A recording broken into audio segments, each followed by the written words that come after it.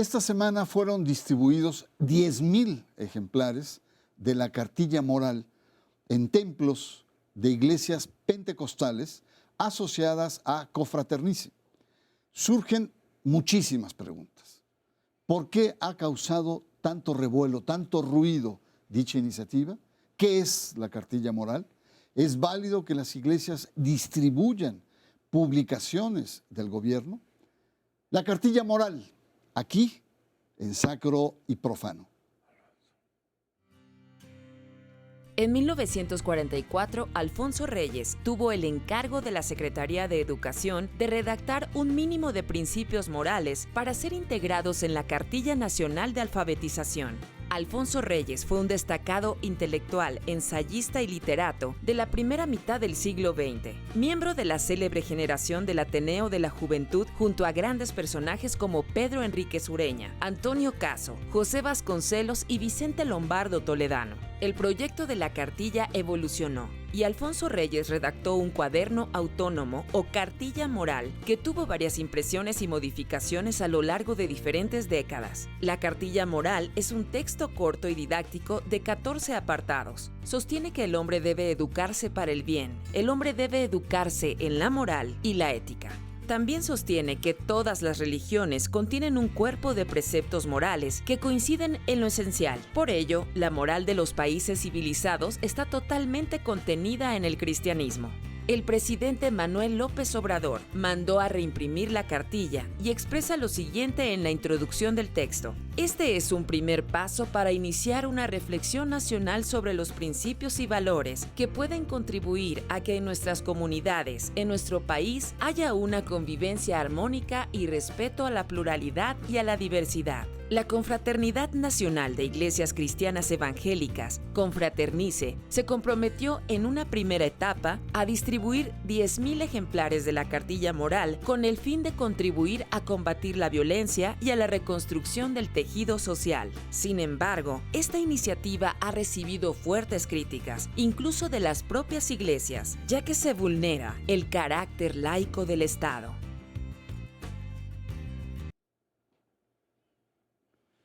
La cartilla moral es una iniciativa del gobierno tendiente a ofrecer a la ciudadanía los valores y principios éticos que permitan reconstruir el tejido social dañado, esta es la opinión, por la corrupción, la violencia, la inseguridad, incluso en los sectores populares. Para muchos, el texto de Reyes resulta anticuado. Pese a enarbolar valores universales, no aborda, por ejemplo, tema de la mujer, no tiene un enfoque de los derechos humanos, en fin, un texto que responde más a un tipo de sociedad mexicana de los años 40 que a lo que estamos viviendo en este momento. Pero la verdad es lo de menos. La polémica no está tanto en el contenido de la cartilla, sino, sobre todo, porque esta está siendo distribuida por iglesias pentecostales. Iglesias pentecostales agrupadas en la Confraternidad Nacional de Iglesias Cristianas Evangélicas, Confraternice, de Arturo Farela. Para conversar con la polémica actual, contamos con la valiosa presencia del doctor Enrique Dussel, experto en temas de filosofía y de religión también, y nos interesa mucho conocer tu punto de vista. Primero, Enrique, ¿cómo interpretas el ruido que se ha levantado en torno a esta acción, que es una cartilla que propone el gobierno, que la manda a publicar y que sea distribuida por iglesias pentecostales? Bueno, muchas gracias por la invitación al programa. Yo quería, sin embargo, primero situar la intención de fondo.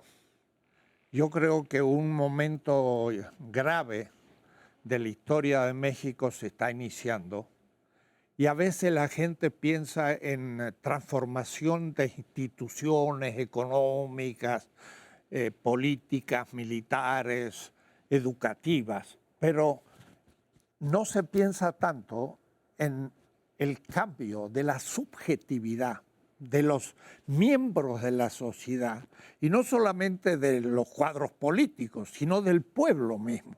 Entonces yo creo que es una gran iniciativa y una gran responsabilidad de un gobierno. Decir, tenemos que dar ciertos principios al ciudadano, porque no se enseña muchas veces esos principios que tradicionalmente en los siglos pasados era función justamente de entidades religiosas, enseñar pues una ética en Egipto, en el Imperio Romano, en los califatos, en el Imperio Chino y aún en la sociedad occidental cristiana, era una función de moralizar al pueblo de las comunidades religiosas.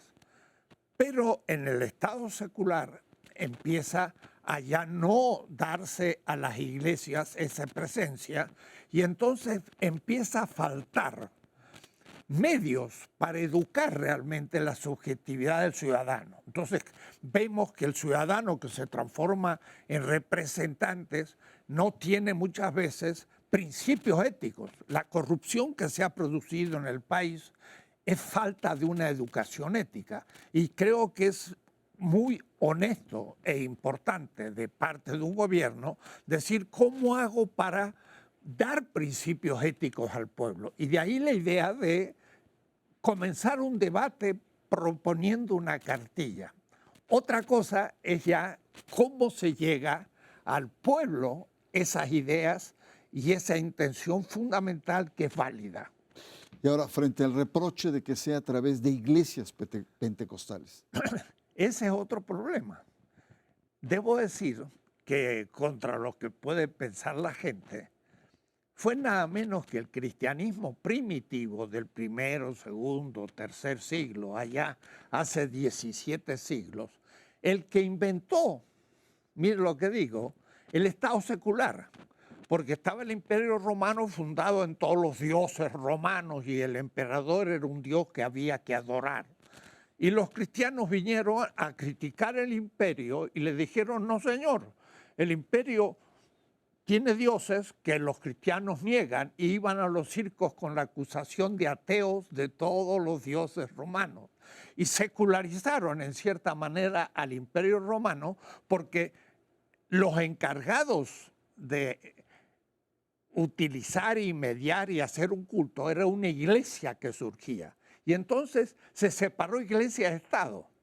Pero sin embargo, en el cuarto siglo se invirtió esta política y la iglesia volvió a ser fundamento del imperio, lo cual fue un problema porque entonces después va a haber que volver a luchar por la posición primitiva del cristiano de separar el Estado de la iglesia, que aconteció en la modernidad occidental, claro, ya después en la Revolución Francesa, y es parte constitutiva de la visión de la relación Iglesia-Estado en México. El Estado es laico y la Iglesia tiene otras funciones.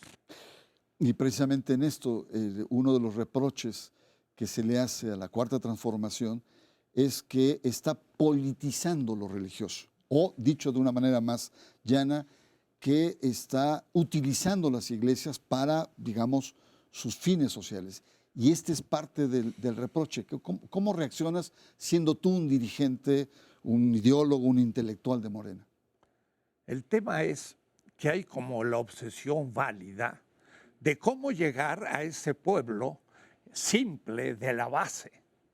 Y entonces hay que repartir una cartilla para empezar un debate.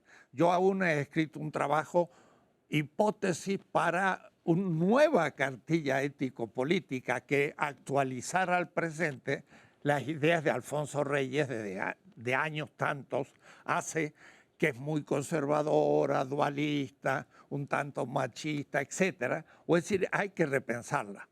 Pero es muy útil. Dárselo a un grupo religioso, justamente, produce este hecho. El otro día estaba con un colega que estaba en su casa, tocaron el timbre y unas dos personas muy bien vestidas entregaban la cartilla moral. Pero después de entregar la cartilla moral, les entregó unos folletos de la iglesia, claro, y lo invitaba el domingo a ir al culto de la iglesia. Y entonces me dice, yo quedé un poco desconcertado porque recibí la cartilla, que ya se había escuchado hablar de ello, y al mismo tiempo ahora ya me hacía proselitismo religioso. Y entonces dice, era ambigua la situación, era ambigua. Muy bien, vamos a hacer una pequeña pausa.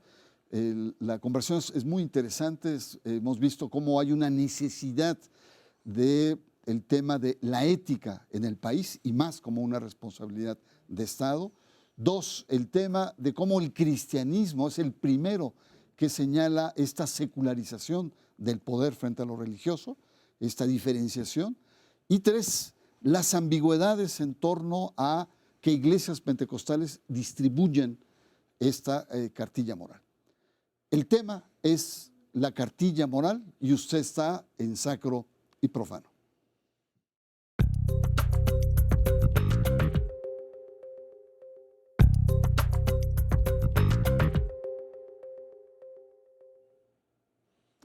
La distribución de la cartilla moral y sus implicaciones políticas y religiosas es el tema de esta noche en Sacro y Profano.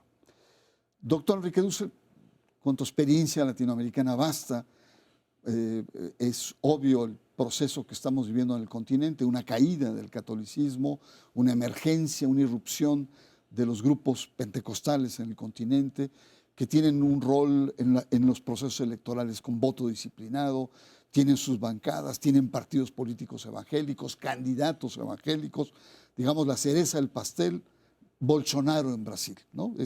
Este vínculo. Y podemos decir que muchos grupos evangélicos tienen incluso un rol de validación o fundamentación de muchas clases políticas en el continente. Pero yo te preguntaría, Andrés Manuel, con 30 millones de votos que tuvo Morena el proceso electoral, con el alto nivel de aceptación social, ¿requiere del apoyo de grupos religiosos para poder impulsar sus políticas? Sí, estamos viviendo no solamente en México o América Latina, sino en el mundo, un como regreso del problema de la religión en la política. Se habla de una etapa post-secularista, es decir, hay un fundamentalismo musulmán, por ejemplo, presente, pero también hay un cierto fundamentalismo sionista judío y hay, por supuesto, también una presencia de fundamentalismo cristiano, católico y también protestante. Entonces, el tema hay que tratarlo. Y los fundamentalismos tienden justamente a querer entrar en la política y a tu vez tener una presencia realmente de fundamentación del Estado. Y entonces usar el Estado a sus fines propagandísticos casi. Estamos en una situación muy distinta de la Revolución Francesa. Por eso que habría que volver a la doctrina realmente fuerte de Juárez, de separación de Iglesia y Estado, porque el Estado tiene una función que es la promoción de la afirmación de la vida, la felicidad de un pueblo, pero con los recursos empíricos que nos dan la realidad. La religión tiene otra finalidad, que no hay que negarla, como en el secularismo, pero tampoco hay que mezclarla. Entonces, en este caso diríamos, hay que volver a la separación Iglesia y Estado, que cada uno cumpla su función y no mezclarlas. En eso habría que ser muy atentos, porque entonces si no, vamos a despertar también una confrontación religiosa que es innecesaria, porque entonces ciertos cultos o comunidades van a también pedir estar presentes y vamos a crear ahí un problema innecesario que sería mejor mantenerlo a su nivel tradicional. Claro, y en ese sentido varias grandes iglesias se han demarcado de esta iniciativa. Los Testigos de Jehová no entraron. Luz del Mundo incluso dijo que no va a distribuir la cartilla. La Iglesia Católica tampoco, diciendo que su prioridad son otras, la migración, los jóvenes, la protección de la infancia, con lo cual también esta toma de distancia puede ser muy indicativa. Pero yo te quiero preguntar, Enrique, y vinculado a esta noción juarista, que actores religiosos, por ejemplo, Arturo Farela, habla que la laicidad tiene que ser ante todo una laicidad que no sea antirreligiosa. 2, que promulgue la libertad de creencias. Y 3, que, y eso también lo ha sostenido el presidente Andrés Manuel López Obrador, que el Estado no debe tener ninguna preferencia por ninguna religión. Sin embargo, todos han matizado o guardan silencio precisamente esto que tú planteas, esta separación entre el Estado y las iglesias. Incluso Farela dice, hay que regresar porque esto es obsoleto, es siglo XIX. Pero por lo que tú planteas, esto viene de siglos atrás. No, la separación del mundo religioso, sobre todo como institución religiosa, en América Latina era muy evidente, y por eso Juárez, de que la única institución que quedaba de pie de la época colonial durante 3 siglos, después de la emancipación y con las guerras internas de la organización nacional, era la Iglesia. El Estado todavía se estaba formando y el Estado necesitó, por ejemplo, tener muchas propiedades que la Iglesia había acumulado innecesariamente, por otra parte, contra los principios mismos del cristianismo. Quiere decir entonces que hay una sana separación y autonomía que es beneficiosa para el Estado, y también la religión debe redefinir su función política, pero no es mezclándose en el ejercicio del poder, sino guardando una posición a veces crítica positiva.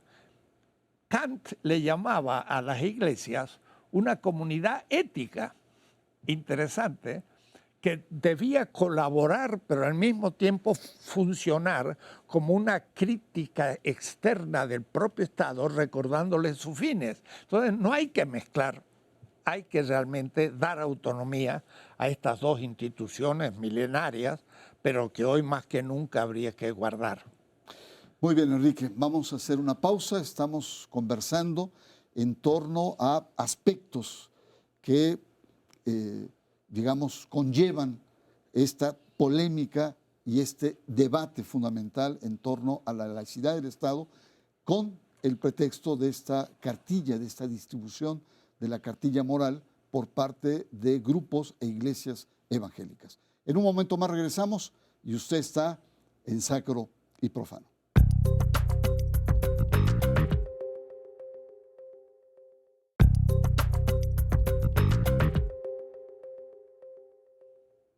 Las implicaciones de la distribución de las iglesias pentecostales de la cartilla moral. Ese es el tema de Sacro y Profano.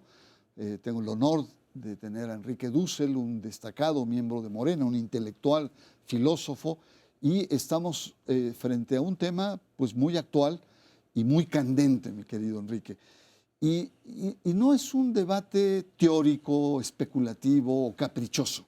El tema de la laicidad, los conceptos éticos, los principios, etc. Nos estamos jugando parte de la identidad de nuestro país, que ha venido ganando derechos, las mujeres, los grupos minoritarios, el tema de la sexualidad, los homosexuales. Y el riesgo que se ha visto en otros países latinoamericanos, y tú lo señalabas muy bien, hay una tendencia en muchos de estos grupos a tratar vía las políticas públicas de imponer sus agendas. Y muchas de esas iglesias pentecostales, incluida la católica, tienen una agenda muy conservadora. Entonces, ahí hay riesgos. Por un lado, hay oportunidades sobre el tema de la ética, los principios, pero estas oportunidades conllevan riesgos. ¿Cómo la ves tú?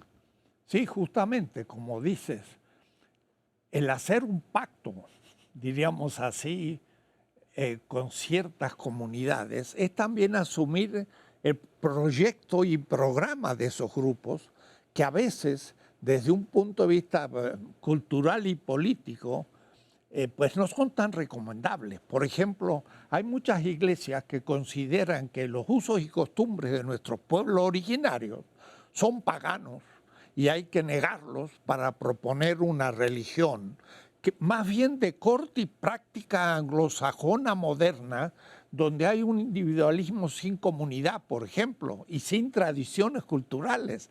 Entonces, parece que es un favor que hacen ayudando, pero en realidad imponen su agenda. Entonces el Estado empieza a depender de los proyectos de los distintos grupos religiosos.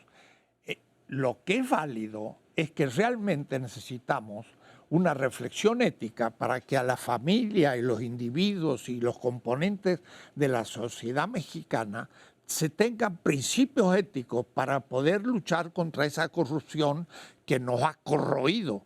Pero eso supone entrar a enseñar otra ética en las escuelas primarias, empezar a hacer filosofía para niños desde los 7 años, donde se discutan temas éticos. En la secundaria también más enseñanza de ética. En la universidad puede haber pues un curso de ética sobre la responsabilidad del ingeniero en la sociedad.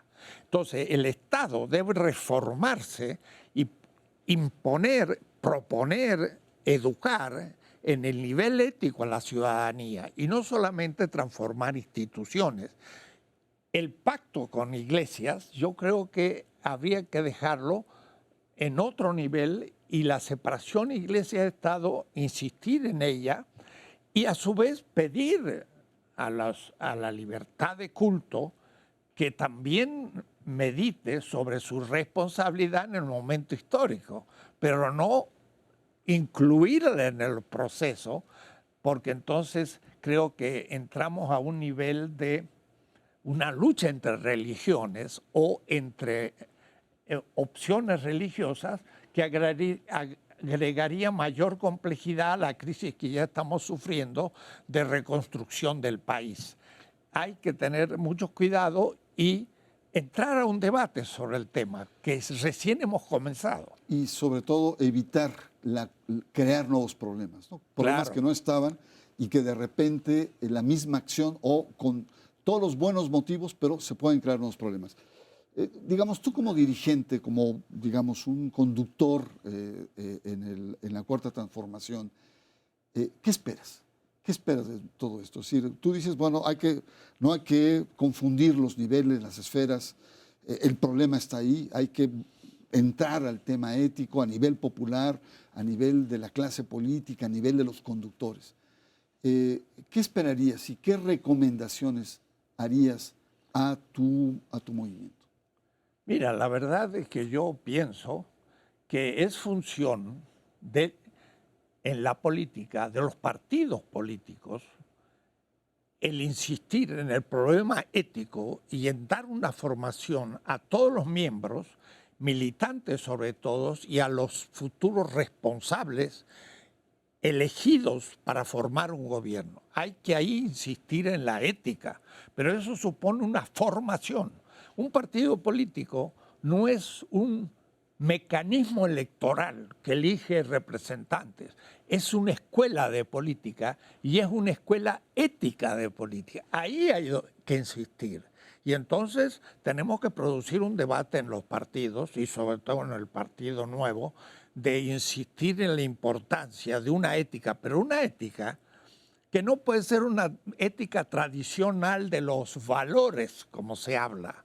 No, son principios mucho más fuertes. Es la afirmación de la vida de la comunidad, del aprecio por el consenso, de hacerlo factible. Hay principios éticos que hay que discutir, que hay que enseñar y hay que empezar a practicar. Si no queremos la ayuda de comunidades religiosas que, como dije, tienen su agenda y algunas agendas muy conservadoras y en contra de lo que se pretende a un nivel de la Cuarta Transformación. Enrique, yo te agradezco mucho tu confianza aquí para conversar sobre este tema, que indudablemente es fundamental. Y bueno, abrirnos a un debate que estamos empezando. No se trata solamente de a rajatabla decir la separación Iglesia-Estado, de tener actitudes ni laicistas ni secularistas, pero tener mucho cuidado cuando abordamos este tema, porque la relación entre ética y poder, entre valores y principios éticos frente al ejercicio de gobierno es una tarea fundamental en lo que estamos jugando con la laicidad del Estado. Estamos también perfilando el tipo de diálogo, el sistema de libertades que nos hemos creado y sobre todo una manera de convivir de manera pacífica entre diferentes, en tolerancia, en armonía. Eso es lo que hemos aprendido de la laicidad del Estado.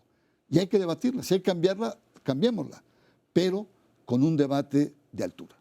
Soy Bernardo Barranco, le agradezco su presencia y nos vemos la próxima semana aquí en Sacro y Profano.